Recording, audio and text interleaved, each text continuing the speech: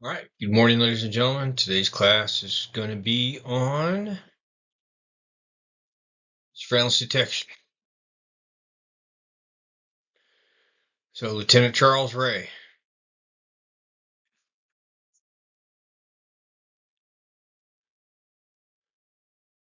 Navy Lieutenant Commander Albert Schulferberger. So, Lieutenant Colonel Charles Ray, Lieutenant Commander Albert Schulferberger, and Colonel Nick Rowe were all assassinated by terrorists. They knew they were under surveillance, and the terrorists still conducted operations against them. It is a given fact that with few exceptions, all terrorist attacks and most criminal attacks are preceded by an unspecified period of surveillance by the group that targets their victims. Surveillance is the first sign you are being targeted by terrorists, by criminals, by whoever. Early detection of surveillance is extremely important. For us to detect surveillance, we have to understand the objectives, phases, and surveillance techniques commonly employed by terrorist and criminal organizations. So, surveillance detection is what we're going to discuss today. So, early detection of terrorist surveillance gives an intended victim a chance to influence whether or not he will become a victim or of a terrorist attack, or he will not be a victim of a terrorist or criminal attack. We hear instances where the potential victim has discouraged a terrorist attack by being unpredictable or by knowing he's under surveillance and completely changing his routines and upping his security status. During the class on personal protective measures, you're going to learn techniques that you can also use to become unpredictable and therefore undesirable as a target. Your ability to detect terrorist surveillance is an integral part and a very essential part of personal protective measures. Remember, every terrorist and criminal operation is preceded by a period of surveillance. So our objectives as a class today is we're going to define surveillance, we're going to explain surveillance techniques, objectives, and phases as employed by terrorist and criminal groups, describe the various techniques that can be used to detect surveillance, and define observation and description. So what is surveillance? To have a great understanding of surveillance detection, we have to have a good grasp of what surveillance is and how it is conducted and used. So surveillance is the secretive, continuous, and sometimes periodic watching of persons, vehicles, and places or objectives to obtain information otherwise unavailable or impractical to obtain.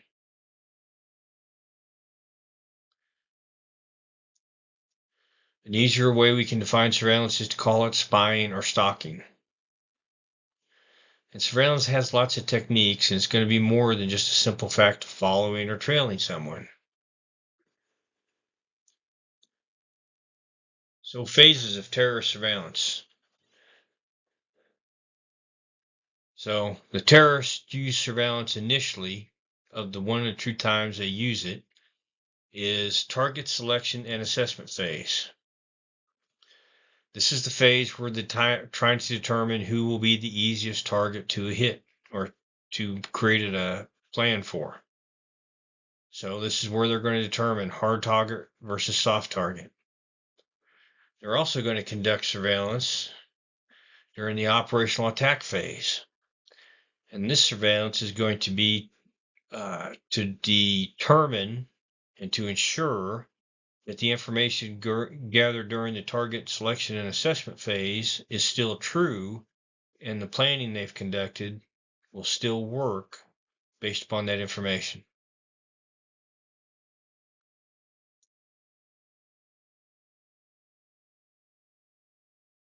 So, selection and assessment phase. This is the earliest and weakest phase of surveillance operations. Normally, they use new members of the organization because you want people who don't have a background with the group in case they get pulled over, because they have to be able to withstand ID checks if they get stopped by law enforcement or security. So this type of surveillance can be conducted for a substantial period of time in order to ensure and gather enough information, especially pertaining to stuff that they really need for their planning purposes, so they can conduct their operation against you. So in the target selection and assessment phase, terrorist surveillance may not be as professional as that conducted by a host nation or hostile government intelligence service. However, even these well-trained individuals make mistakes periodically, giving the wary individual a chance to detect them surveillance. The purpose of this phase is to allow the terrorists or criminals to gather information on the target in order to discern pattern in his daily activities. They will then use this information to determine a time and place for the actual attack. This is the earliest and weakest phase of surveillance, primarily because of two factors. Once again, like I said before, the terrorists normally use newer, less experienced members, since the surveillance team may have to pass a police identification check. And secondly, this terrorist surveillance generally continues for a substantial period of time, giving the trained observer several opportunities to detect the surveillance team.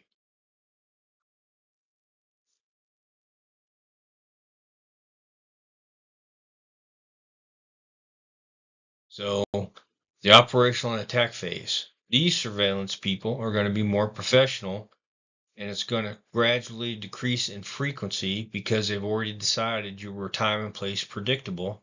They don't need to keep gathering information. They're just confirming what they already know. In the operational attack phase, the terrorists have decided upon the most likely target to attack. Surveillance now become much more professional in nature as better trained and more experienced members of the terrorist organization take over, and it is no longer necessary to maintain constant surveillance on the target as routines and patterns have already been established.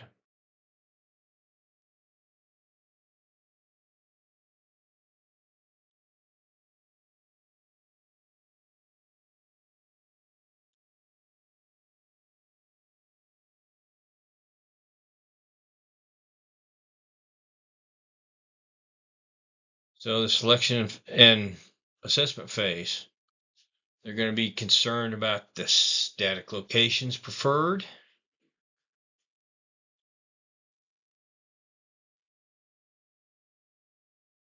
The static locations are usually going to start at your home and office.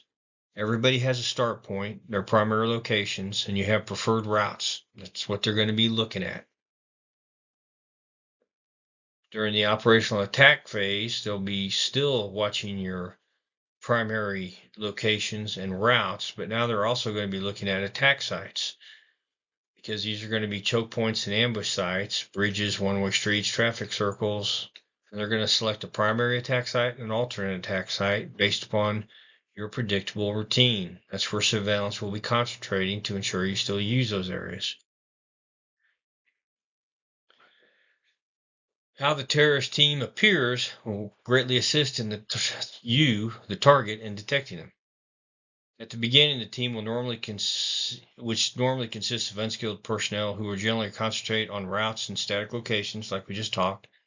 The most important information they will collect will be the target's daily time schedule. Okay, once again, time predictable is important for them, and it's something you need to work on being able to make unpredictable.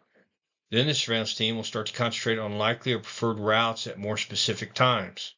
Once again, this will be based upon your actions. Now you're going to become time and place predictable. This surveillance may last for days or weeks, depending upon the target's predictability.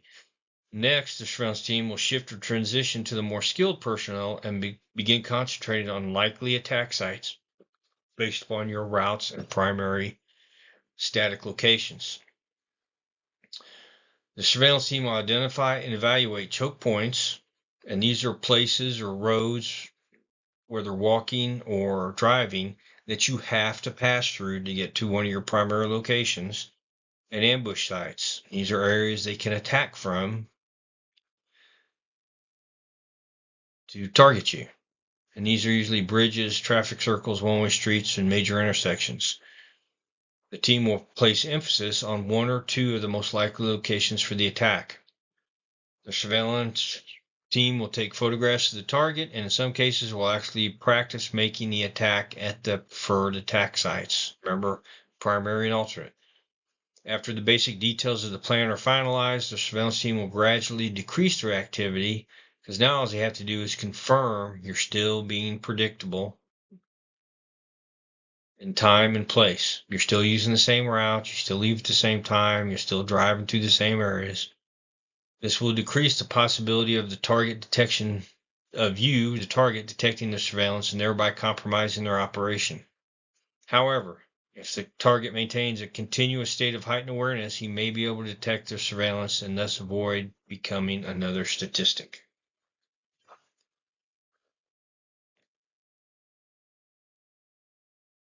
Remember,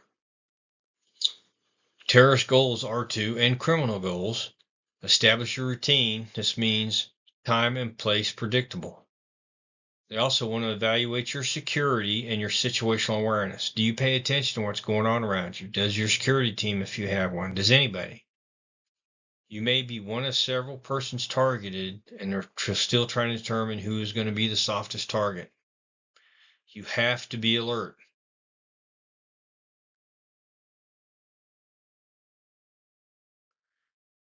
So most terrorist groups and criminal groups have prepared target lists, and they conduct surveillance to eliminate potential targets who are unpredictable, who have good security practices.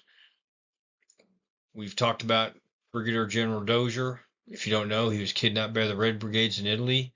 He was the terrorist group's third choice as the target for a kidnapping. He was predictable and he exercised poor personal security. The two targets higher on the list had good security and weren't predictable, so they were passed over. We'll talk more about that in personal protective measures.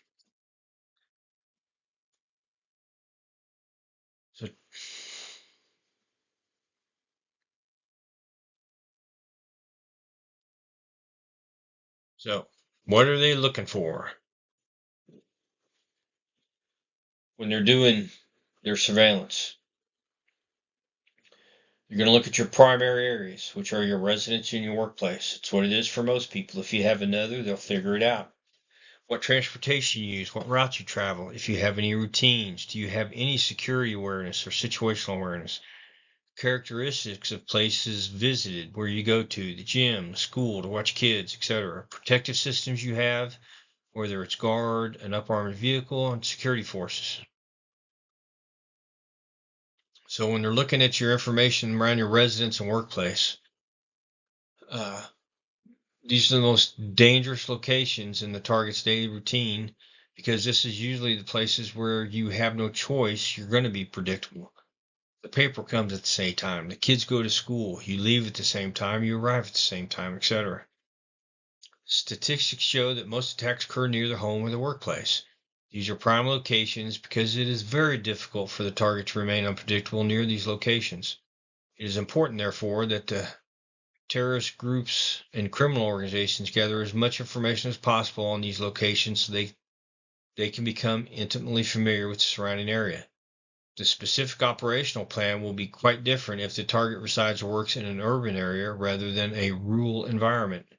An unlimited number of variables may come into play when the terrorists look at the terrain from the perspective of cover and concealment, avenues of ingress or egress, how they're going to get in, how they're going to get out, and possible choke points, and a multitude of other considerations like to affect their tactical planning.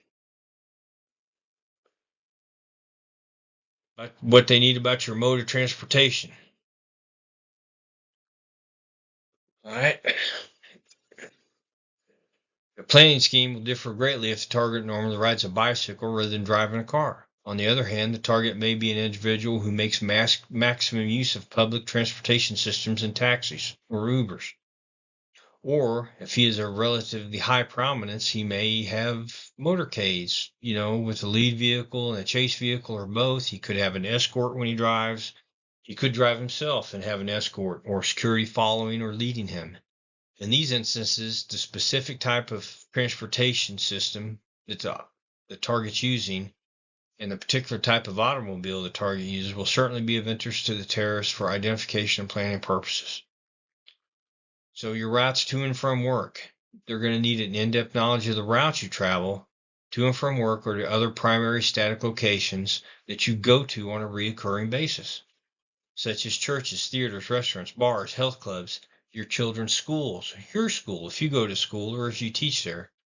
It is very helpful to the terrorists having this information. Their operational planning will be quite different if the target travels over rural, isolated, or unkept routes rather than through major thoroughfares in urban areas. One-way streets, traffic lights, blind curves, narrow roads, etc. all will influence the terrorist operational planning to one degree or another.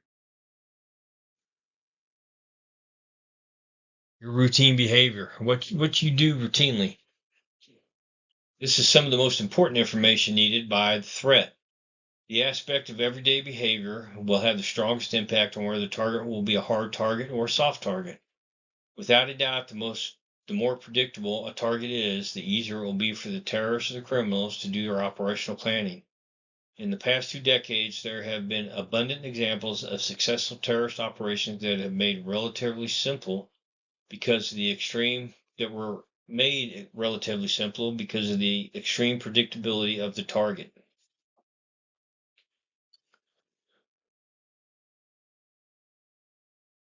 So they're going to determine your general security awareness. You are either unaware of the general threat in the area or you deny that it exists. That's going to make the threat's job that much easier. The ruses, tactics, and techniques employed by the threat to gather information will not have to be as elaborate or clandestine in nature as they would be if the target had a high level of security awareness and situational awareness taking place.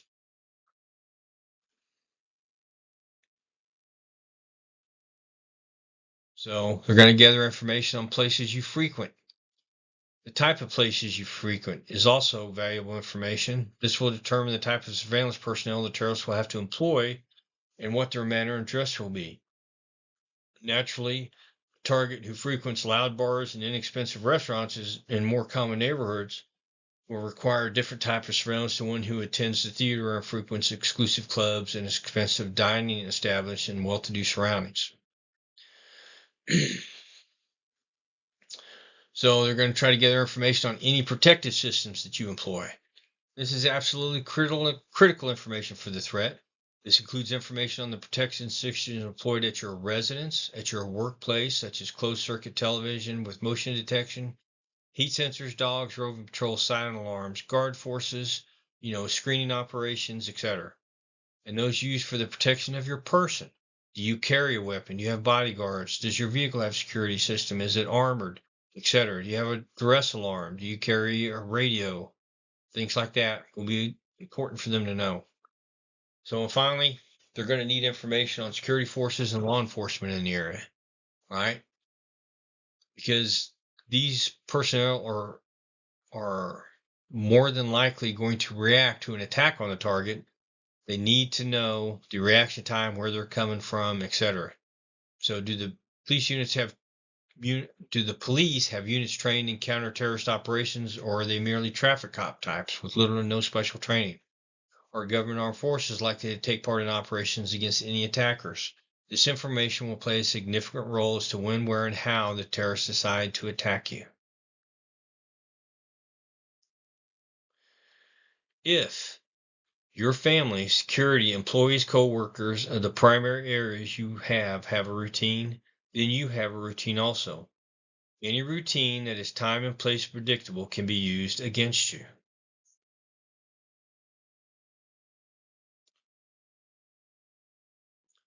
So there are several types of surveillance methods that will be used. So the first we'll talk about is fixed point stationary surveillance. This is usually at one of the primary areas that you frequent. Most likely it's at the start point at home, then surveillance at the end point, you possibly work, or wherever your other primary area is, then identified fixed locations along the route to conduct surveillance, not only to verify that it's your route, but to identify activity at these fixed points at various times of day or night.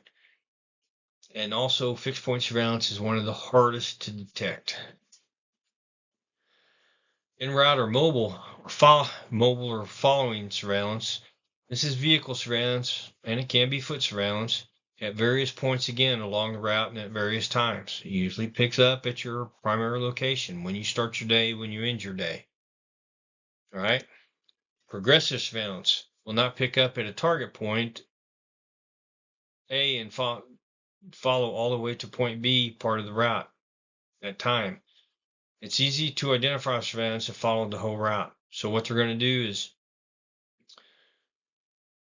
they will do it progressively. They will follow you for part of your route, then they will turn away. Then the next day they will be on the route that they turned away, and they will follow you for the next part of your route. Okay. If they try to follow you for your whole route, etc., like it says, they're going to be easy to detect. Technical, eavesdropping, etc.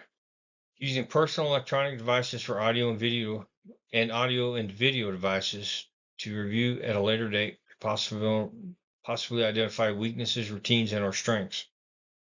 So if they can use drones, if they can video your routes, follow you with the car, a dash cam, etc. Like I said, use drones to follow you for part of it, stand on corners and record you, etc. They're going to learn all your strengths and weaknesses. So a combination is a fixed and mobile and technical. And they can monitor telephones, emails, computers, etc.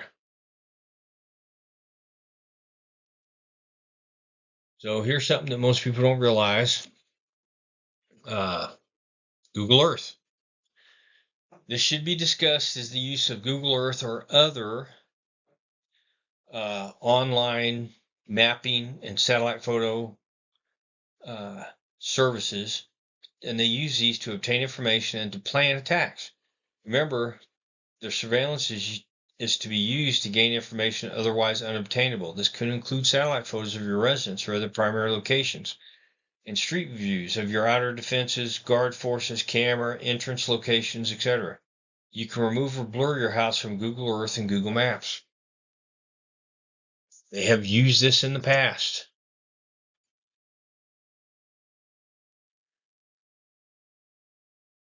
So how to block your house or residence or other primary area. Open Google Earth on your computer, navigate to your house, click on the report a problem button. It's usually found in the bottom right hand corner of the screen. Select the option to request blurring or removal of your house. Submit the request to Google. All right. Every organization that has this type of service has a way to get your stuff blurred. For Apple Maps, you submit an email to Apple at that address and request that your particular address be blurred.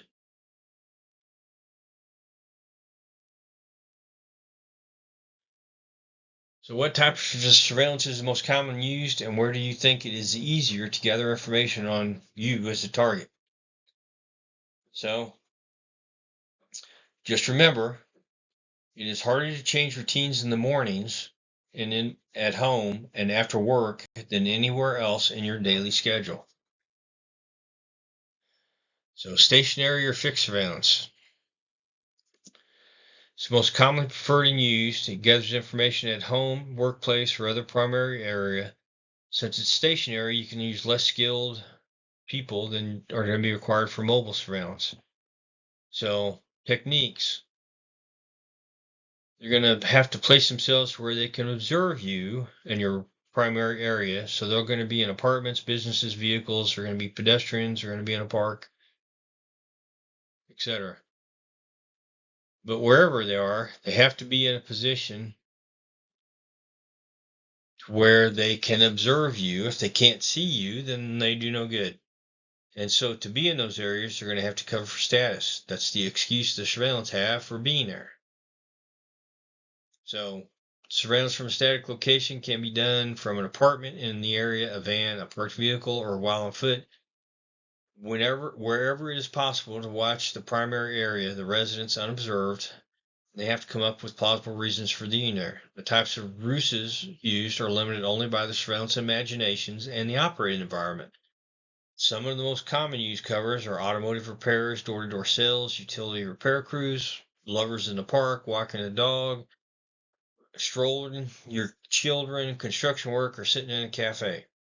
Women and children are often used in surveillance operations such as that I just talked about, is to give a greater appearance of innocence.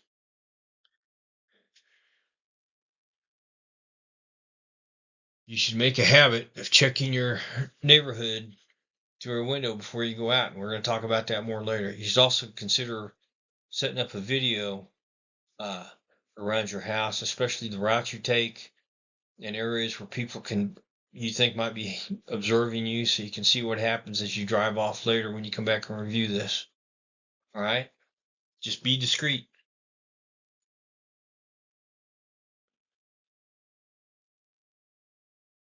Stationary fixed surveillance can be formed from these are just some of the areas they can be performed from and have been performed from.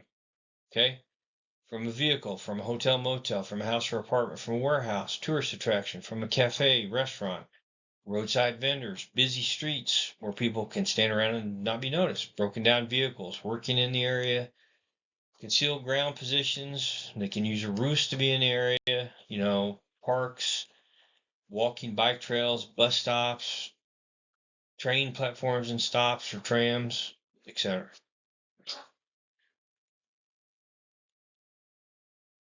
So we'll talk about Brigadier General Joe Dozier again. This is his apartment building. He was on the top floor. Notice how the curtains are drawn. So this is after the attack. Prior to the attack, those curtains were open like they are on every other floor beneath him. All right? The terrorists were across the street in the park, and they were able to take as many pictures and gather as much information as possible without him ever knowing this was taking place.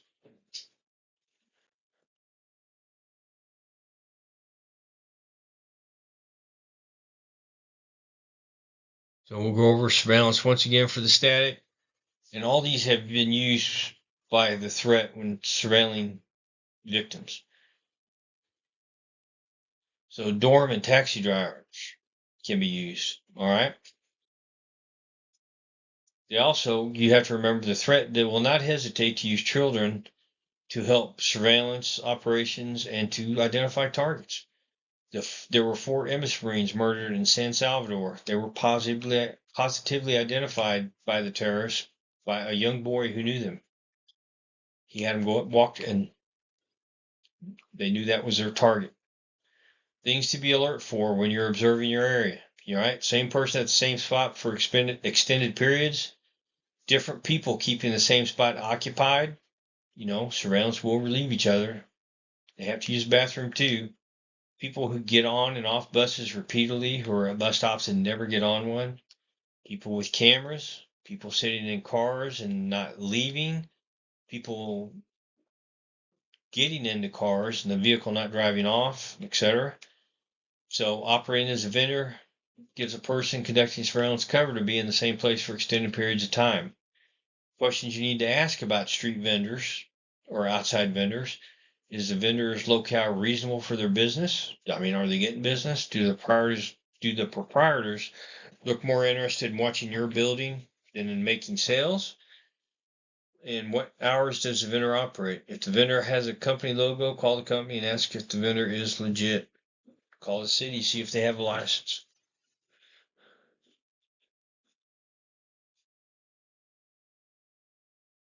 Okay, ruses that can be used. Cover for status. Or why are they there? So, people wearing religious attire. People tend to ignore people wearing religious attire. Blue light bandits, law enforcement, security services, etc. Utility personnel, maintenance people, cleaning crews.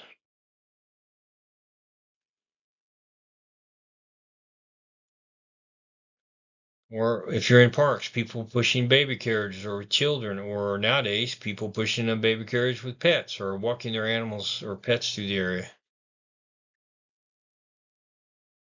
These are all things, just a couple examples of ruses that can be used to be in an area so they can gather information on you.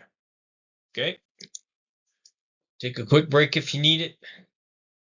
Continue on in a second. All right. En route or moving surveillance. This is what they're going to do once you leave the static location.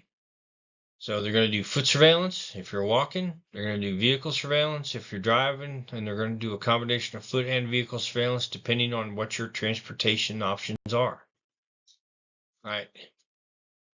En route or moving surveillance. We'll start with foot surveillance.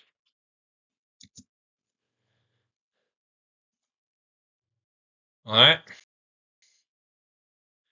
You got different ways to do this foot surveillance. So the one person method is the hardest. The two or more person method allows more flexibility. It's usually conducted in conjunction with vehicle surveillance. So one person's easier to detect than a lot of people because they can switch off. So one person foot surveillance.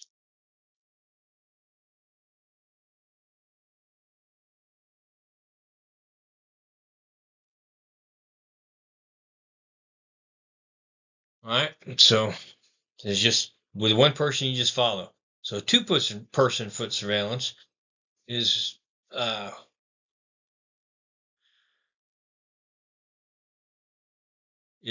little easier. So things you have to look for. One person foot surveillance is rather complicated and it's fairly easy to detect. The person conducting surveillance must be close to the target in case he misses him, particularly in congested areas or high density urban areas or where there's high density pedestrian traffic. He does this to avoid losing him. So in less congested areas, the surveillant can maintain a greater distance, but the lack of other pedestrians and foot traffic makes him stand out that much more. So it's just easier to detect. Also, the surveillant will type to disguise itself and do other things. He'll be carrying some type of container where he can have like a hat, glasses, an umbrella, things that can change his appearance in case he feels he's compromised. All right.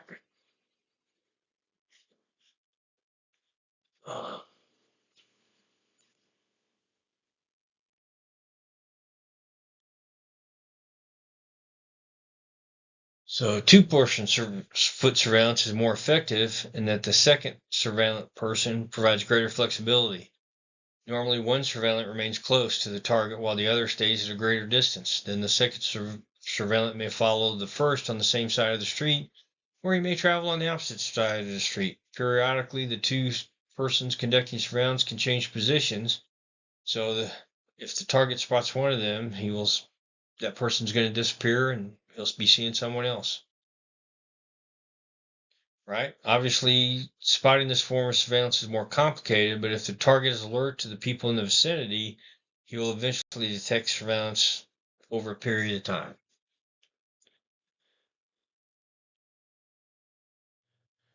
So three-person surveillance. This is a more sophisticated technique and is the most difficult to spot. It's also hard to find people trained to do this. One surveillant will remain behind the target close enough to respond to any sudden moves. A second one remains behind the first surveillance on the same side of the street and keeps the first surveillant in sight. A third surveillant travels on the opposite side of the street, parallel with or just behind the target. In areas where the target has few paths to choose from, one surveillant may walk in front of the target where he is least likely to be a cause of suspicion. Right? The positions of the surveillance are behind the target and are frequently changed, most commonly at intersections where it's normal. The surveillant directly behind the target may move to the opposite side of the street while another surveillant moves in close behind the target. With additional surveillance, any surveillant who feels that he has been observed, that guy may drop out and switch to another person. Remember, if you're the target, if you see the same person more than once over a certain distance, more likely, you're under surveillance, especially if he keeps crossing the street, speeding up, or slowing down.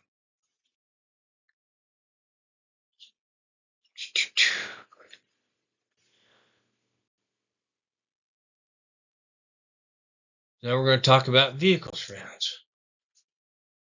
Vehicle used has to be inconspicuous. That means it can't stand out in any way. It's usually going to have 2 or more personnel in it, and there may be 2 or more vehicles involved. So vehicles used for surveillance operations are generally inconspicuous in appearance and are painted in a subdued color. Surveillance vehicles will have 2 or more people in them, so if the target parks his vehicle and walks away, the surveillance can be resumed on foot while the driver remains with the vehicle. The distance between the target and the surveillance vehicles will vary. The surveillance vehicle will vary depending on the speed. However, the surveillance personnel will try to keep 1 or 2 vehicles between themselves and their target. Sometimes it may be necessary for surveillance personnel to break traffic regulations to avoid losing their target. If the target sees a vehicle that runs a red light, makes an illegal U-turn, travels over the speed limit, or makes dangerous or sudden lane changes in an apparent effort to keep up with them, he should focus his attention and suspicions on those vehicles.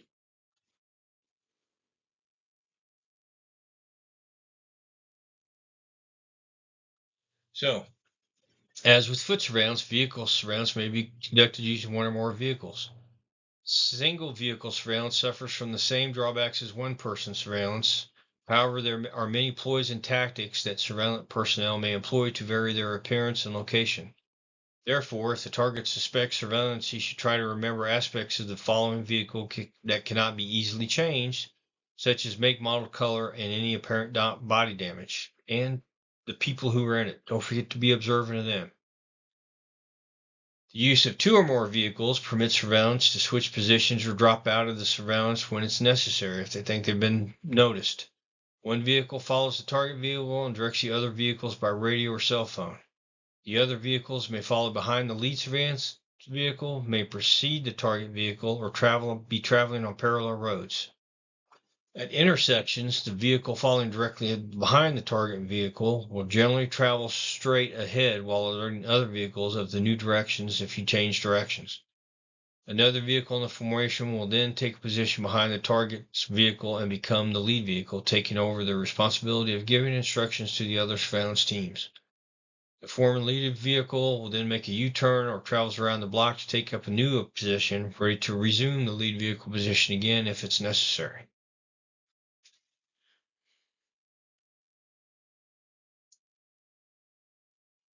Alternate methods of surveillance that can be used. Leading surveillance.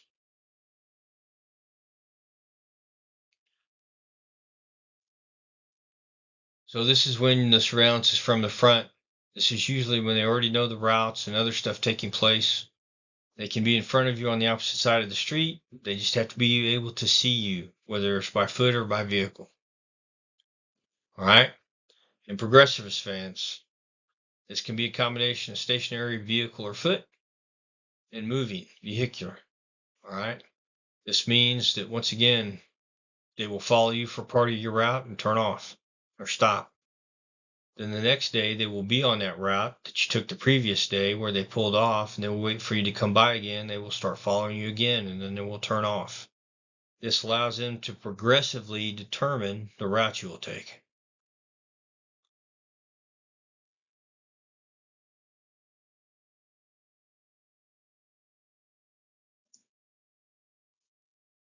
This is moving vehicle surveillance with the surveillant in lead. All right? This is an example of progressive surveillance. So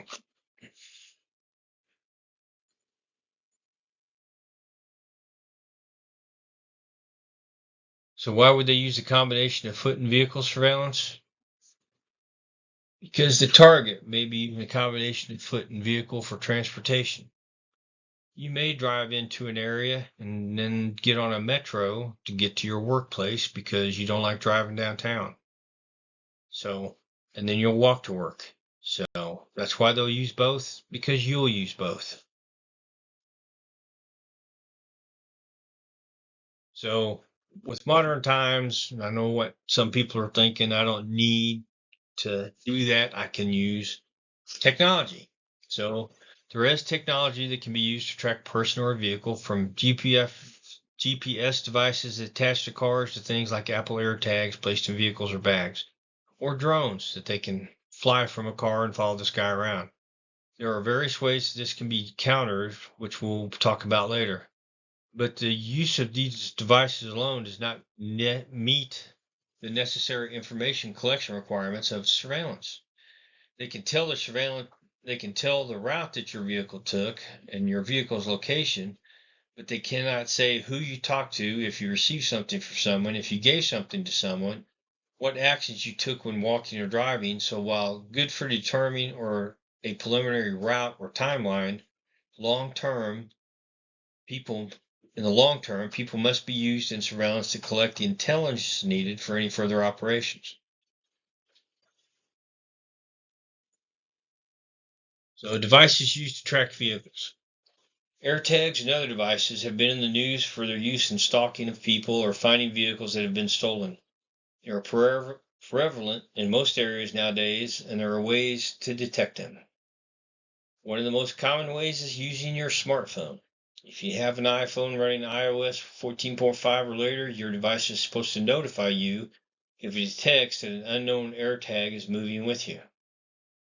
If you have a smartphone, such as a Samsung, go to Settings, Safety and Emergency. There is a tab for unknown tracker alerts. You can have the system scan, or you can manually scan for these devices if they're near you. Let's take another quick break.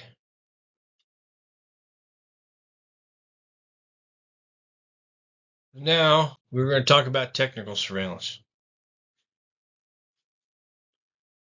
All right. Yeah. Technical surveillance can be anything: still cameras, video cameras, cell phones, recording, different types of recording and listening devices, vehicle tracking devices, etc. And with the advances in technology, particularly in electronics, the threat has stuff ready and available to them in assisting in their surveillance efforts. So how these devices are used is how you're going to determine whether someone is targeting you specifically when they correlate off your movements or they concentrate on you. The other thing these devices can be used for is to record security procedures employed by you. You know what security is at your house, what it is at home, shift changes, etc.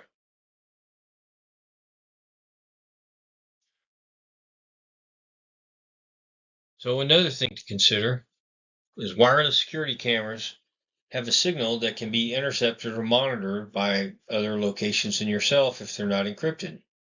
This can be done by multiple methods, and you will not know if your signal is being viewed or pirated by others.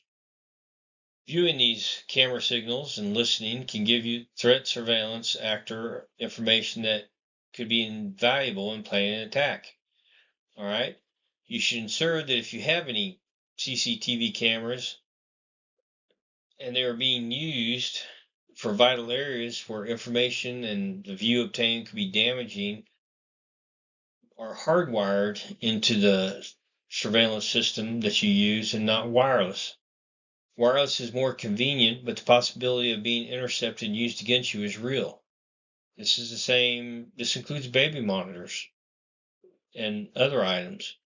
Anything that is wireless can be intercepted by someone outside unless it is encrypted, and they can gather information about your residence or other places they couldn't otherwise get.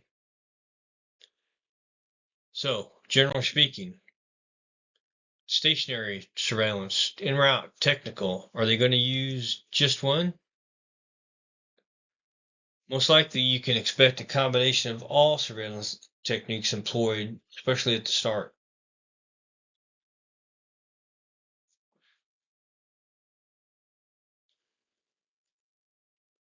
So now we're going to talk about detection techniques.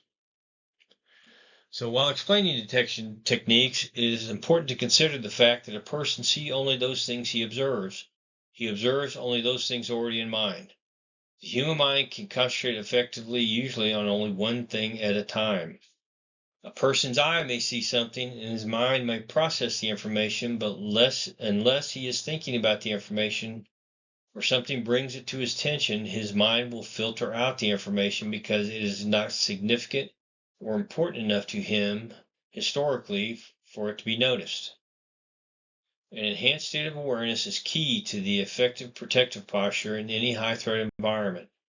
Remember, we've talked about this in other classes. Your map of the world is your filter, and you need to keep expanding your map of the world to expand what is allowed in to help you determine threat.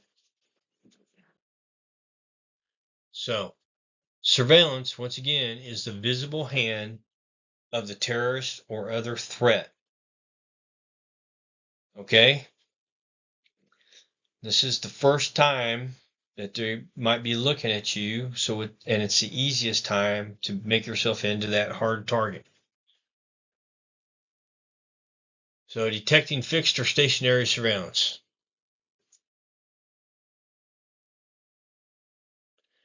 So, ideally, at your home or your office, 15 minutes prior to you leaving, you need to be in a location where you can observe your primary route for as long as you can see it down. You also need to have somebody in place or a camera in place to observe during your departure. So this is important because this is where you're looking for correlating activities.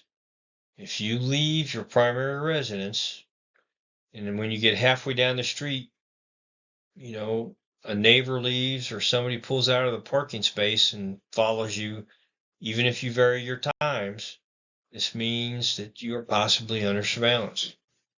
Pre-movement observation. At your office, once again, you want to check 15 minutes prior to leaving. Just stand in the lobby or by a window and just watch what's going on around the street. And once again, you need to have somebody observe after you leave to see what takes place. Okay? Now you have your primary areas, schools, gyms, apartments, office, your home, your hotels you're staying in if you're traveling. So what other areas can be considered a primary area in your daily routine?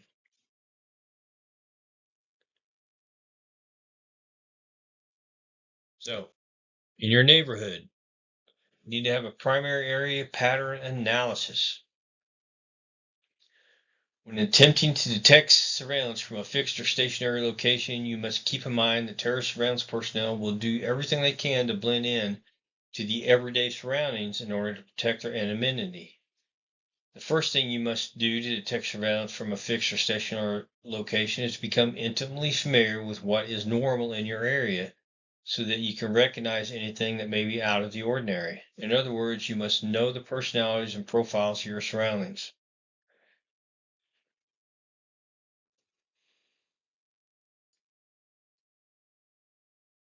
An excellent aid to assist and become familiar with your surroundings is to conduct and maintain a neighborhood pattern analysis. This is nothing more than a sketch map of your neighborhood detailing such things as types of vehicles used by your neighbors, at what times and where do they park. It is also necessary to be knowledgeable about vehicles' license plates indigenous to your particular area. As with different license plates from each state in the United States, most countries have either a numerical or alphabetical system to differentiate between cities and provinces. Service vehicles and personnel normally in your neighborhood and what times they are usually present. Locations of manhole covers and telephone and power mains. The regular presence, times, and locations of any vendors that are in your area that come into your area to sell things, ice cream trucks, etc. Any information that could assist you and become familiar with your surroundings so what is unusual will stand out more to you.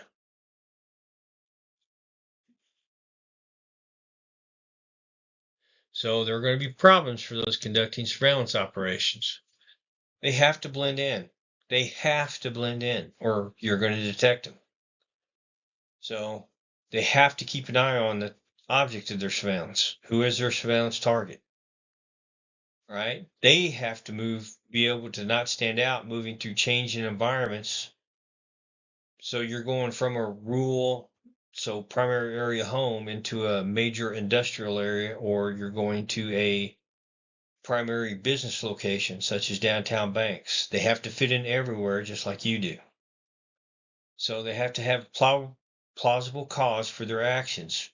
Why are they there, and can they be there without raising any suspicions? They also have to deal with a lot of internal conflict because a lot of times they're going to be worrying. Did they miss you? Are they on time? Did you notice them? Have they been detected? Are police going to get them, etc.? And they have to be able to withstand scrutiny from security or law enforcement that may notice them, especially if you call security or law enforcement so you have suspicions about a person. They have to be able to pass that scrutiny. So, some surveillance indicators. Somebody that was following you stops behind you and parks and does not exit the vehicle. They just remain parked sitting there. They start and stop when you start and stop. They pass you, get in front of you, and then park and don't get out. They're either too fast or too slow for the surrounding traffic, whether it's vehicle or walking. A vehicle or vehicles maintain the same distance and pace from you no matter what you do. You speed up, they speed up, but when you slow down, they slow down. Always maintaining the same distance. They don't pass you no matter how slow you're going, etc. A broken down vehicle that nobody is trying to fix, or there's no tow truck. With cell phones nowadays, when you break down, you can have a tow truck or AAA there in minutes. If this is there for extended periods, it's an issue. Any altered or obstructed license plates because they don't want you to notice their numbers or write them down. People who are inappropriately addressed for the environment that they are currently in. And work crew in or near choke points. When you see that, you should call and ask the city about the work permits and what's going on there. Okay.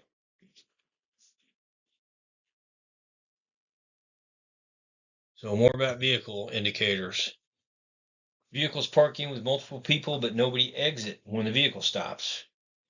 Or you could observe a bad shift change between surveillance teams, right? Too much talking, not much moving. All right. Improper dress for the area. Again, they have to blend into the environment, so they have to have the appropriate dress and props to be there. Right? Props are umbrellas, suitcases, backpacks, baby carriage, etc. Work crews are standing around and not working. I know this happens a lot when supervisors are gone, but it's still suspicious. Anyone observed more than once in an area. So if you see a person when you stop in to get Starbucks and then you see him 5 minutes later when you go to a drive-in ATM, that's suspicious. Once again, altered license plates.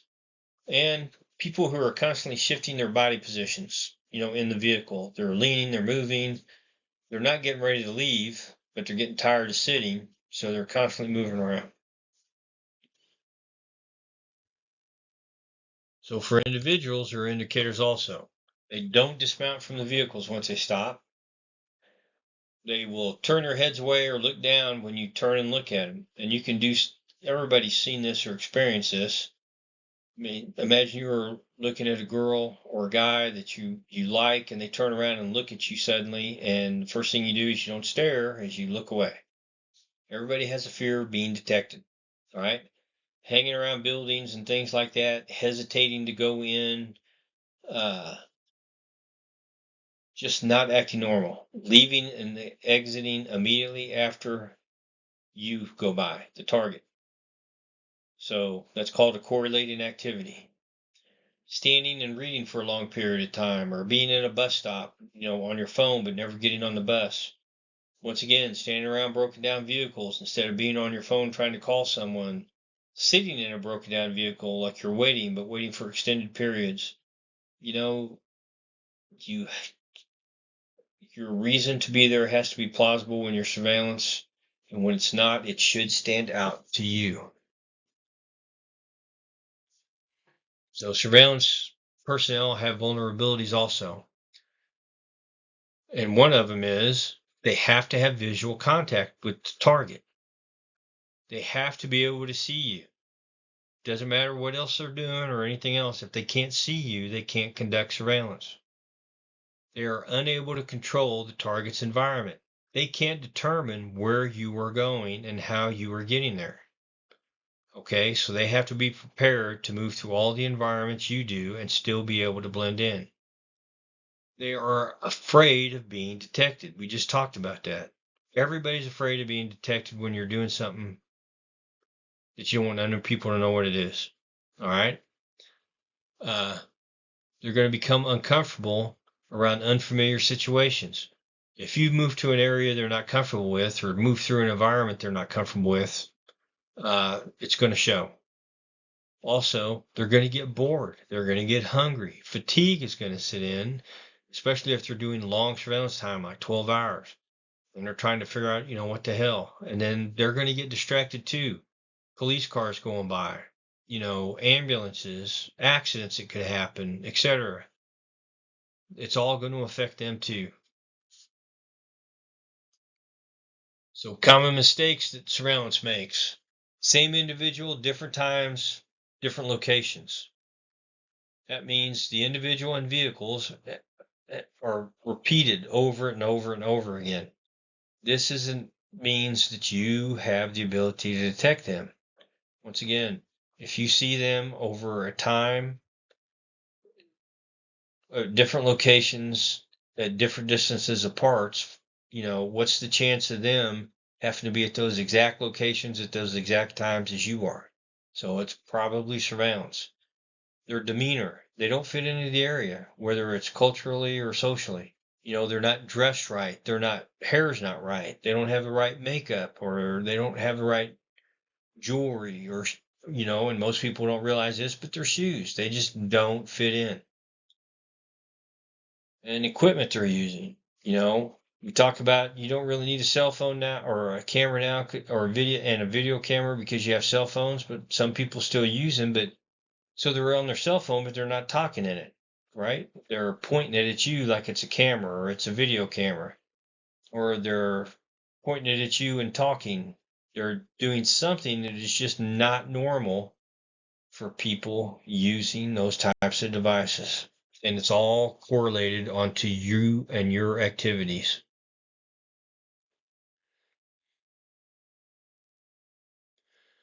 The hardest thing they're going to have to try to get around is their correlating movement with you as the target. When you move, they have to move. When you stop, they have to stop. If you go into a building, they have to go into a building. When you leave an area, they have to leave an area. So that's very hard to disguise keying off of you. They don't wear the right clothing. They're signaling to other people. They're taking notes. Whether with a pad or on a computer, or they're talking into their phone. There's excessive picture taking in an area that you're standing. If you're standing in front of just a gray building, that is not a tourist attraction and looks like crap, and they're taking pictures of it, then something's probably wrong. And they have an interest in the target, in the individual, right? And it's an interest that you notice, which means they're observing too long, they're watching you too long, etc. All right? It's a common mistake. They're going to want to avoid eye contact. Okay? They're going to try to use reflective surfaces, mirrors, etc., to follow you so they don't have to look at you. They're going to read a newspaper or something else in their hands, and they're not going to turn the page, and they're not swiping right. There's things we call peeking. That's where they're following behind you, or they're in a vehicle or a car, and they can't actually see you because of the vehicle or car in front of you. So they'll slide to the left or right to make sure they can see you again, and then they'll slide back into place. Any other abnormal behavior for the environment you're working through or moving through. And a lot of times they move too slow, and then they'll lose sight of you or think they're too far away, and then they'll speed up, but then they will immediately slow down again because they don't want to pass you or get too close.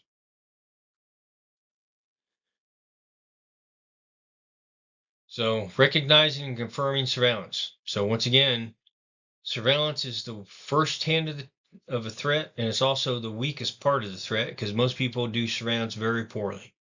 So what's their weakest point? Usually at the beginning, they use new, inexperienced, and poorly trained individuals. You don't know the periods of time, and they're going to make numerous mistakes because you could say you're leaving at 8, and they know that you leave at 8, but today you left at 7:30, and they're going to have to jump through the hoops to get to where they need to be, or you leave later because you're taking your kid to school or something, and they're going to have to adjust for that, and they screw up adjusting for it. So when you notice surveillance, you have to notify someone that you detected it. It's either security at the organization you work for, local law enforcement, security services, etc. Let somebody know.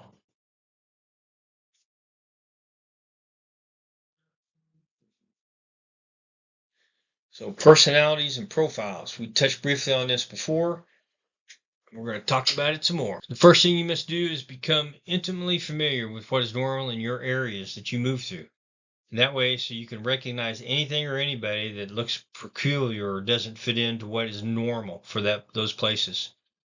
In other words, you must know the personalities and profiles of your surroundings. Keep in mind that the threat will do everything they can to try to blend into the everyday surroundings in order to protect their anonymity. The more familiar you are with your surroundings, especially the environment you move through and work in, the easier it will be for you to spot an unusual vehicle in your neighborhood or work area, or a stranger hanging about for no reason. If you concentrate on what people normally wear and their normal cultural idiosyncrasies, you will easily be able to spot something out of the ordinary.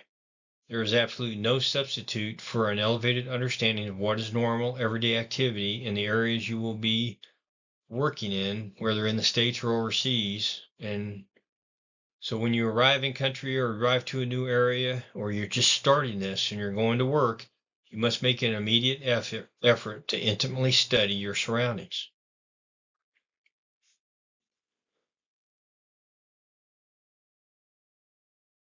So you want to watch for subtle changes in the appearance of people you suspect to be in surveillance.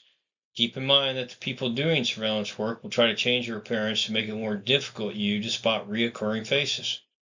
They may put on or take off hats, eyeglasses, reversible jackets, clip-on ties, or other simple things to break up at the outline or change their appearance. And if you want to see people doing this, you can go online and look at some video clips of people before they go out and start panhandling for money. They'll stop their car somewhere, they'll completely change their appearance, or they'll do it, and when they come back, they'll completely change their appearance back, get in their car, and drive away. It's that simple. Watch for people who appear to be out of place, especially if they are not dressed for or do not have the demeanor for the area they are in. They're out of sync with their current surroundings. Because when surveillance starts, they have no idea where you're going. They don't. So sometimes they are going to not fit in to where you go. So be alert to any workmen in your area. Usually surveillance will have a cover for being in the area for doing what they are doing. They may have work orders or use a ruse, such as being a meter reader or a poll taker. If you are suspicious of any workmen in your area, pay particular attention to their shoes, watches, and jewelry. Only highly trained surveillance personnel will know or remember to change these things out, especially their shoes. People get comfortable shoes and they never want to change. So watch for any changes in a vehicle that may be following you. People following you in automobiles will also do simple things to remain innocuous. The first time you see a car, it may have something hanging from the mirror. The next time you see that car, this item will have been removed. People inside the car may switch positions, or in the case of multiple car surveillance, people may actually switch cars. Always pay close attention to vehicles that appear to have unusual antennas. They may signify the presence of two-way radios or other items in the vehicle. Pay attention to the license plates of the vehicle following you, but remember the terrorists have almost an unlimited supply of stolen and homemade plates they can easily change. Pay particular attention to plates that are not indigenous to the area or normally in the area you're traveling through. There are favorites with terrorists because it takes longer to trace stolen or non-indigenous plates. Also, you need to be aware of any markings on cars in your local area that indicate the car has been rented. The terrorists know it is safe to operate over a long period of time with a rented vehicle rather than it is to grab a stolen one.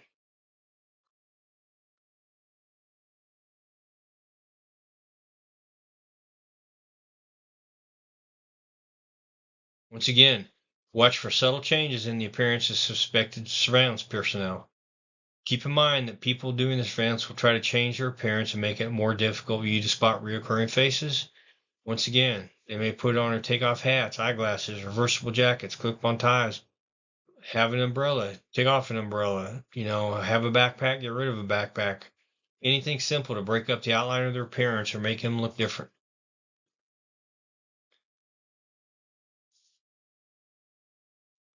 So a surveillance log can help you keep you familiar with your area. Not everything about your surroundings and the different routes you use. Note everything about your surroundings and the different routes you use. If you're using a carpool, one of the passengers may act as a recorder. If you are alone, you may opt to use a small handheld tape recorder to register unusual activity. Establish a baseline of information by which you will be able to distinguish between what is normal for your area and what is abnormal. Every 2 or 3 days, refer to the log for any changes in your environment. Note these changes in a separate log and report them to authorities. As changes occur, you should exercise greater degree of caution during your movement. If changes are noted, have them thoroughly investigated by by law enforcement or security, or just let somebody know. So also nowadays, again, technology, when driving, you can use a dash cam. These are now widely available in vehicles. It will record your entire route front and back. If you have 2 cameras, the video can be downloaded, saved, and rewind and reviewed later. They even have dash cams that are motion activated when your car is parked, so you can see personnel loitering around your vehicle. So the daily pattern analysis is use still cameras, video cameras, audio recorders, dash cams. You just got to take notes, okay? This daily log can be important.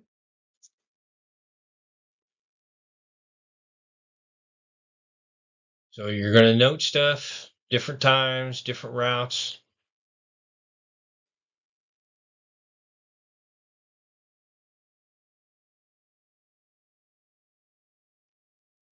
Then once you get it all done,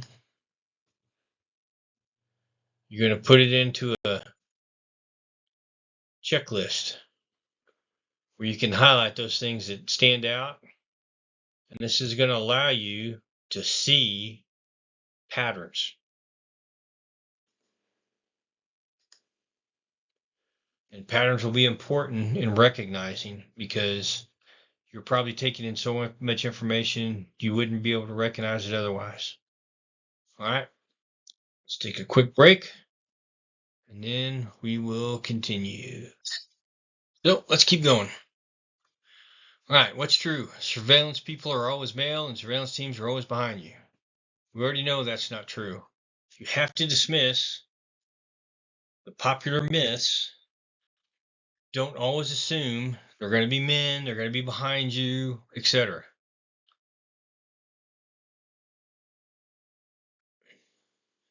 All right.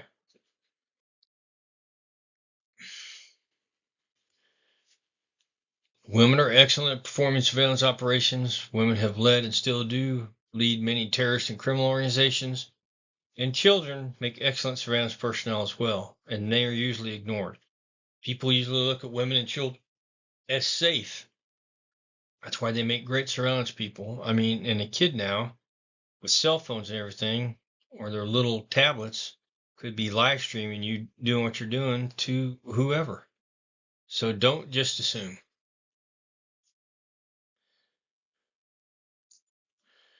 Children can be used to gather information from people or areas that adults would be noticed in.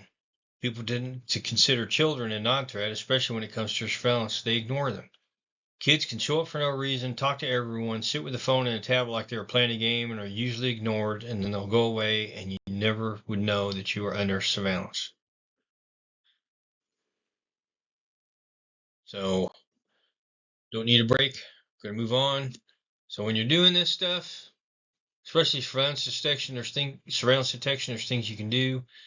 You can try to force a statement, and this means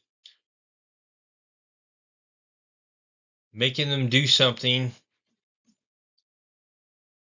an observable reaction, a knee-jerk response to anything you're doing. You turn around and confront them and they don't know what the hell to do, etc. So what you're doing. So just try to get them to make a statement if you're trying to determine if you're under surveillance or not. All right. Remember, untrained and even trained surveillance personnel have a pathological fear of being detected. This is a natural fear, and you can exploit this in your favor if you're trying to confirm you're under surveillance. So you can employ passive maneuvers. All right. So passive maneuvers are simple maneuvers that do not draw attention to you, and they're going to help you confirm or indicate you are under surveillance.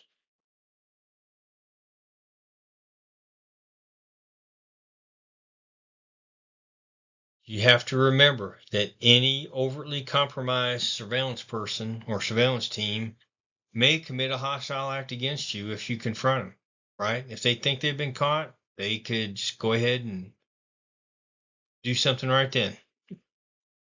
So we don't want to do that. All right. Passive maneuvers when walking. So when on foot, retrace your course, often called a natural reverse or a natural 180. This is an effective way to get a glimpse of people to your rear. Staircases and escalators are excellent for these purposes as you are shopping, or if you go shopping, shop from rear to the front of the store or going back and forth in the same area. When you have retraced your course a couple of times and you begin to spot the same faces, you will then know that you are probably under surveillance. Again, the key here is to be subtle while using this technique and to avoid overuse. If you do that, you're tipping your hand and then they might move up their operations or do something else. All right. In hotel lobbies, restaurants, shopping areas, and many other locations, use window and mirror reflections to observe the actions of people around you. Reflections are a very good way to help spot reoccurring faces and people doing odd things trying to avoid detection. Make unexpected stops.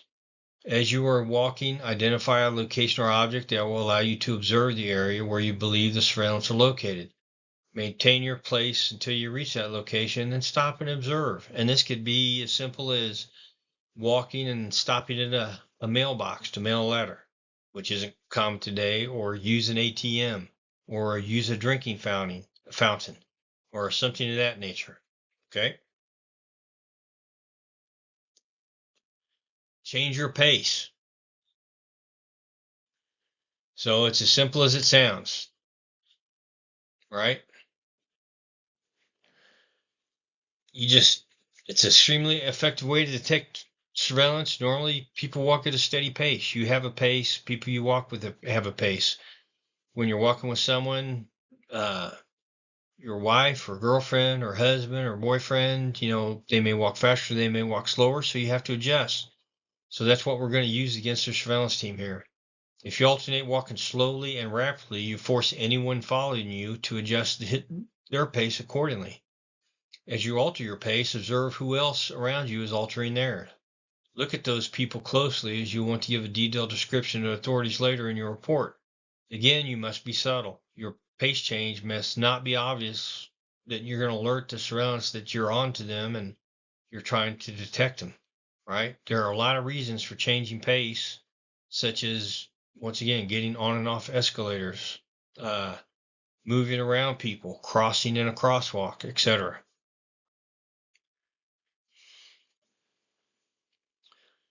All right. If you want to do a sudden stop or something, you can stop to tie a shoestring or to pick something up you have dropped accidentally and look for reactions of people around you. How many times have you seen people drop their phone or they're looking at their phone and they walk into a pole? All these are reasons to stop and look around that those possible surveillance won't know what to do because they never expected it. Remember, you want to shop from the rear to the front of a store. That way you're going to walk back towards the surveillance teams. Okay? Use ATMs and drive-through ATMs at banks and stuff. All right. Food courts and restaurants are excellent because you can stop and look at different menus and look around and move to the next food court or the next food vendor.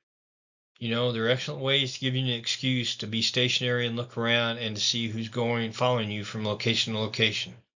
You could even stop and get food and act like you're going to stop and eat and then just leave with the food in hand. And if they stop to get food, they're going to they're going to have to either leave it or find some way to take it with them also. Right? Movie theaters are good things to do because you can go in, see a movie, get your popcorn, get your soda, find a nice seat where you can see the doors and sit down and wait till the movie starts and nobody's coming or going, and then you can get up and leave. And if they followed you in there, then they're going to get up and leave with you, or they're going to have to, or they're going to have to get on the phone and tell somebody. And if there's people waiting outside, you're going to notice them too, because they're going to have to be standing around while you watch a movie. All right. While taking these actions, watch for people who are taken by surprise, react inappropriately, change direction, or, do anything that's like they screwed up. Normally, they will not look directly at a target, but they may do so if they are surprised or unaware that you are watching them. So, passive maneuvers for public transportation. All right. Let's get this one knocked out. So, bus.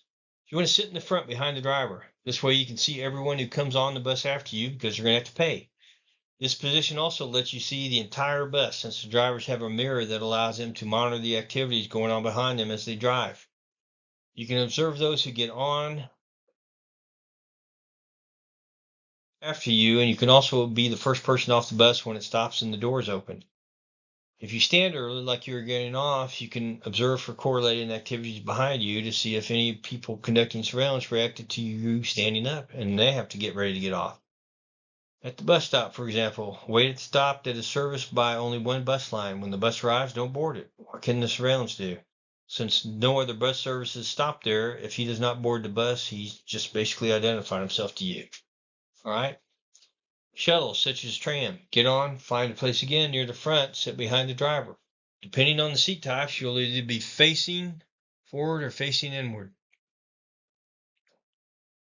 Oh, sorry. You'll have a good view of your fellow passengers and sometimes the outside traffic. Be observant. Look for people who look away or down when you look at them and people who seem to key off your activities. If you look like you're getting ready to get off, they're going to have to start ready to get off too. All right? So, not that much different from the bus. Trains are usually for longer trips, and there are several ways to help detect possible surveillance. Since they are linear, everyone will be following the same lanes and using the same doors. Ideally, you will pick a location, an observation car, or a dining car that allows you great views of the two doorways into it. Then just be observant. Look for people who look away or appear to be trying to go unnoticed. People whose activities correlate to your actions and movements, and people who are trying to photograph you, etc.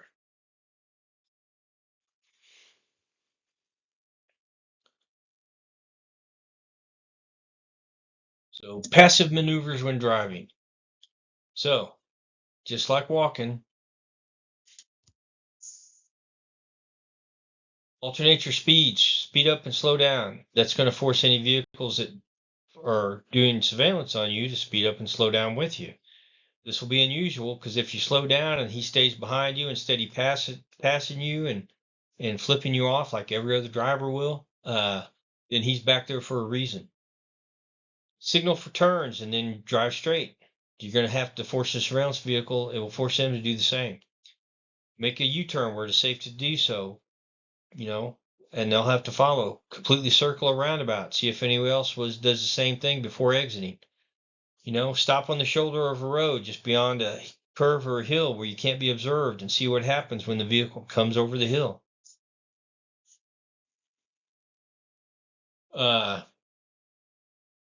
Circle the block. See if someone follows you. Go through a traffic light as it's turning red. See if someone follows you. Use drive-through ATMs.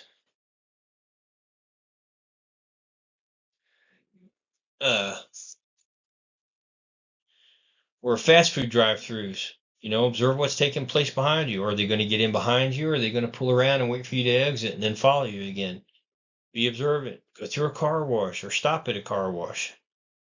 Parking garages are great because they allow you to observe behind you and they have natural switchbacks when you're driving to the higher or lower levels. So all these things are passive maneuvers that will help you determine if surveillance is following you, if you're under surveillance.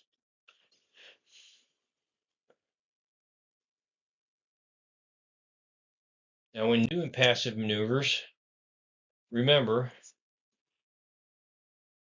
to be subtle in all your actions. Don't be obvious, and report your suspicions to authorities. Surveillance people do not normally take part in the attacks, so there's probably no immediate threat to you if something happens and you upset them. Do not make it obvious when you are trying to detect surveillance, because this could piss people off. It could be a government agency surveilling you or law enforcement, and they're just going to get pissed off and move in and arrest you or do something. Okay? So be subtle. You want the surveillance to remain with you so that when you report them to authorities, they can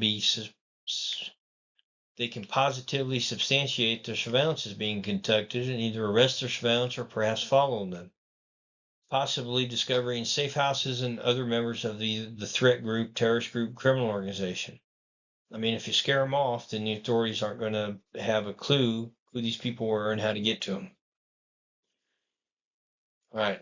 Aggressive maneuvers, and these will draw attention to you and might upset people that are performing surveillance. Okay. You employ aggressive maneuvers only if your suspicions can't be confirmed by the use of passive maneuvers. Aggressive maneuvers are those techniques that will draw attention to you and elicit a definite reaction from many surveillance personnel. Remember, at this point, your life is not in danger. So, we'll see. All right. Aggressive maneuvers employ only if passive maneuvers do not work and your life is not in danger. All right. Stop fast and look at the people behind you. You may even blatantly reverse your course, just turn around and start walking the other direction. Either of these actions may startle anyone following you, causing a surprise reaction on their part. All right.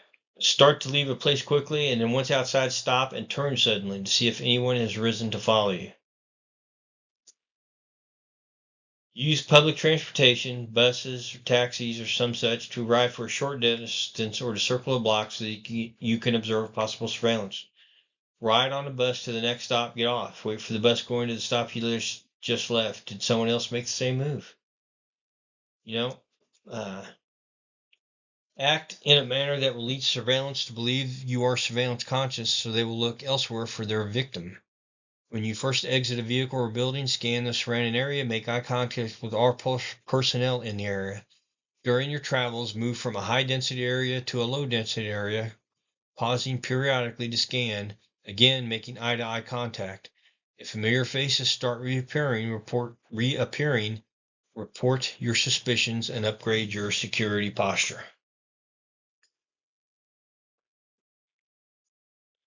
So active detective measures en route. You want to do a map and a ground recon. You should always be familiar with these areas. You want to ID choke points. Those are areas that you have to go through, right? And I want to ID major structures and landmarks. This is just going to help you navigate. So take necessary measures to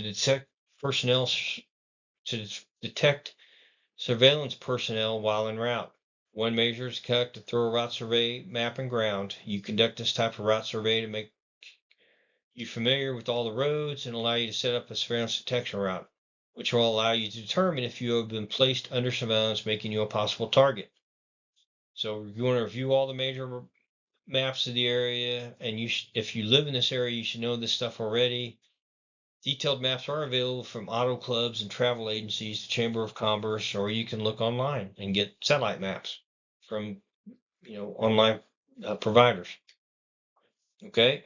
Not all major highways. Note all major highways, thoroughfares, and intersections. Not try to memorize the entire city. You just want to know your route. Become familiar with possible choke points, and those are unavoidable areas you must pass through, and they are considered attack sites because they know you will be there at some point.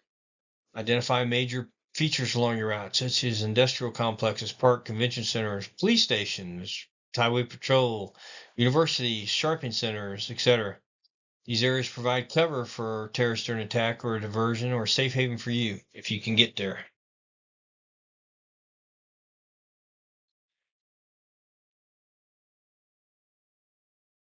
So, indicators of possible terrorist events along your route include vehicles that remain parked in the same spot for extended periods of times with people sitting inside, and that have mirrors on the passenger side adjusted so that the passenger can see you. The vehicle may be changed out, but more likely the people will remain the same. The spot they choose to observe from will be a spot where they can see you, your facility, or your security team without having to move. They may be taking video or cell phones. They could be using a dash cam. The car may be on all the time. You can observe people leaving the vehicle to get a drink or rest or use the restroom, and then they return to it and get back into the car. That's really suspicious. All right. Vehicles that start and stop at the same time you do. Any type of reactions that are based on your actions, correlating activities are easy to observe if you understand what is taking place. All right. Vehicles that pass and park. If you make an unexpected stop, such as pulling over to give money to a homeless person, if a car that was behind you passes you, then it immediately pulls over and stops in place so they can observe your actions without anyone leaving the vehicle. That is a park and pass.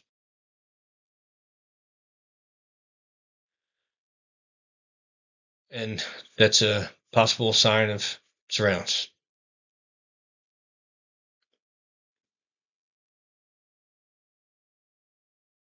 All right, vehicles that drive too fast or too slow for traffic conditions. Once again, we talked about this, speeding up, slowing down. You can be aggressive at this, which is going to cause them to react, and that's go really fast and then go way slow. All right. If you combine the speed up and slow down, and certain vehicles still maintain the position behind you instead of passing you and flipping you off like it's normal, that is an indicator of surveillance. So vehicles that pause in a traffic circle until you pass or have exited. Most people are unsure in the use of a traffic circle, especially in the United States. People go nuts over those things. But there are still things that stand out when looking for indicators. When you enter a traffic circle and drive around the whole thing before exiting, if you do that, the vehicle following you is going to have to do the same thing. And this can be an indicator. If you're in a traffic circle and go around more than once and another vehicle pauses to let you pass and follows you, this can also be an indicator. So, vehicles that are broken down and appear disabled. If there are always vehicles broken down and points of observation where you can be seen, this could be an indicator of surveillance. Vehicles that have altered or obstructed license plates and are in or near choke points or other areas that you are predictable in. Vehicles that have been changed in some way to allow them to be used as an observation platform while trying to draw no attention to themselves. This can include vans with lots of windows but curtains, heavy window tinting, windows that have restricted views rolled down enough so you can see out or take photos. They also alter or change the license plates to avoid documentation, remove bumper stickers. You'll see this through the glue, do all kinds of things like that.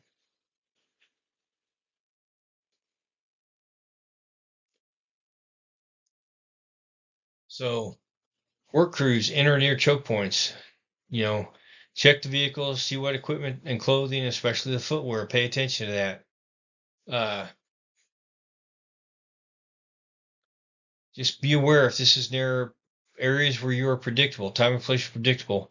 You need to call the city or someone to find out what's going along there, how long it's expected to last, what company's doing the work, etc.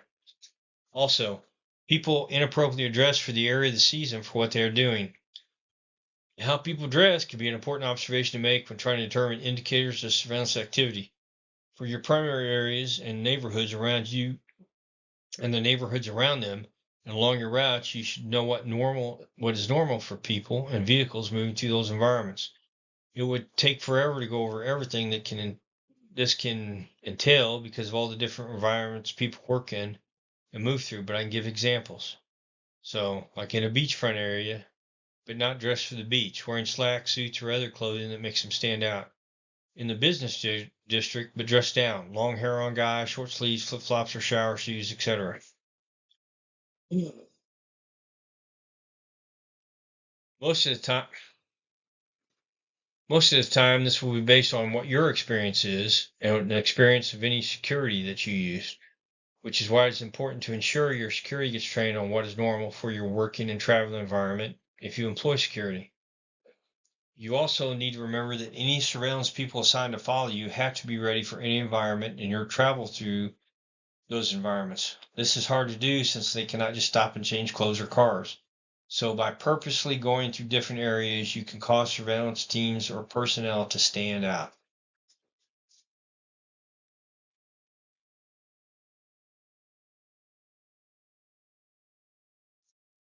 So the surveillance detection formula. So this was made up. It's had several versions. This is what we're going to talk about. So it seems harder to understand than it really is. So continual or multiple sightings of suspected surveillance at separate times, places, and correlating directions. This will equal surveillance. So over a certain amount of time, say it takes you 40 minutes to drive from your office to your home on a normal day at a normal time. It is 60 miles one way to get to your destination, and along the routes there are multiple turns on and off ramps to get there. All right. So if you drive for 40 minutes along a route with several turns and exits and you see the same persons multiple times in different areas, these are possible indicators of surveillance. So, I mean, it just means, like I said, over a 40-minute trip walking, if you turn and go, if you go into several stores and turn 3 times, if you see the same person at the different times at different places and they're still following you, that equals surveillance. Okay. Remember, it has to be over time and a distance. Because what are the odds of somebody following your exact time schedule and going to the same places you are going at the exact same time? So time and distance plus demeanor equals surveillance. We just talked about this again. This is another formula. Just remember time and distance.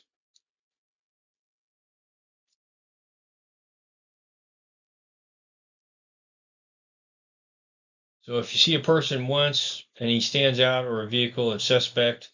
If you see it twice, it's possible surveillance. If you see the same person or vehicle 3 times, well, you probably have surveillance.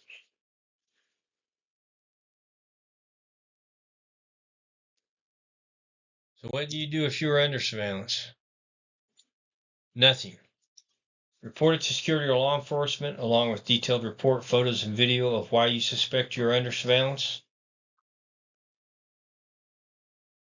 Now, when I said nothing, I did not mean not anything. You have to visibly heighten your security awareness and posture, increasing the perception that you are a hard target. Start alternating your times, change your routes, do things that will screw with the surveillance. And when they get tired of it, they're just going to leave. So the class objectives was to find surveillance, explain surveillance techniques, objectives, and phases employed by threat groups, describe the various techniques that can be used to detect surveillance, and we've done that. So, detecting surveillance. This is the way the terrorist tells you that you have passed their selection process. Practice this, learn this. Do not become time and place predictable, time and route predictable, etc. It's only going to make you more of a target. If you have any questions, hit me up, and I will see you at the next class.